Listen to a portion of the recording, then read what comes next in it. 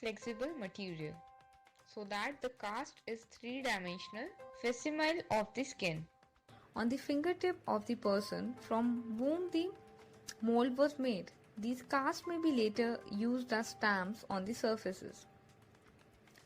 Photo engraving method of forgery. A photograph of a fingerprint to be forged is taken using the photograph or negative, and engraving process is used to make a three-dimensional representation of the print. This three-dimensional representation is then used to make a mold from which a cast or rubber stamp is made, which may later be used for forgery. Direct transfer method of forgery. In direct transfer method, an actual fingerprint of a person is forged without using any development techniques. A second surface is pressed against the fingerprint and the FP residue transfers to this surface. The surface bearing the transferred FP is then pressed on a third surface, which restores correct orientation of the fingerprint. No known cases of this method actually being used could be discovered. Common defects in imitated fingerprints. Ridges faint, indistinct and blurred in outline, ridges generally flattened with irregular and narrow furrows or grooves, pores not visible under magnification, certain minutiae not clear and cannot be visualized even through the lens. Ridges appear too flat or broad and very shortly defined due to abnormal pressure. Unreal appearance of the periphery, general absence of sharpness in the appearance of friction ridges.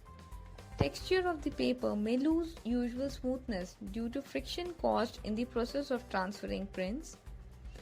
Paint marks of extreme edges of the stamp may be observed beyond the ridge area. Use of fingerprints in combating forgery. 1882, Gilbert Thompson, an American engineer building railroads in Mexico, adopted the practice of pressing his thumbprint on wage sheets for his workers to combat forgeries of signature. Third levels detail and detection of forgery. The comparison is a process where visual comparative measurements and sometimes physical comparative measurements are made between the latent and exemplar specimen prints. Third level detail, which are crucial in terms of studying forgery of fingerprints, include small shapes on the ridge, edgeoscopy, the relative location of pores, poroscopy, and the small details contained in accidental damage, deep cuts or scars to the friction ridges. The shapes are created by differential growth, random damage at the ridge unit level. Attempts to spoof live scanners with artificial fingers.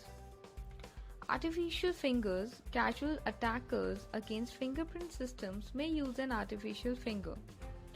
Artificial fingers can be easily detected by the live scanner.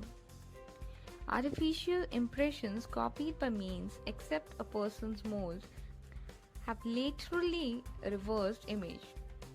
Moisture content and electric resistance of gummy fingers does not exactly match with the live fingers. In silicone fingers, it is difficult to measure electric resistance and moisture content, so it's not easy to incorporate live finger like physiological conditions in it. Transparency and bubble content of gummy fingers possess a hindrance to deceive the modern or state-of-art live scanners. Futuristic liveness detection hardware. Only in the US, many patents have been filed in the last few years concerning liveness detection in fingerprint scanners based on physiological properties. Some of the common physiological aspects incorporated in these scanners are temperature, optical properties, pulse oximetry, blood pressure, electric resistance, relative dielectric permittivity, combination, ultrasonic and field sensors, security by obscurity.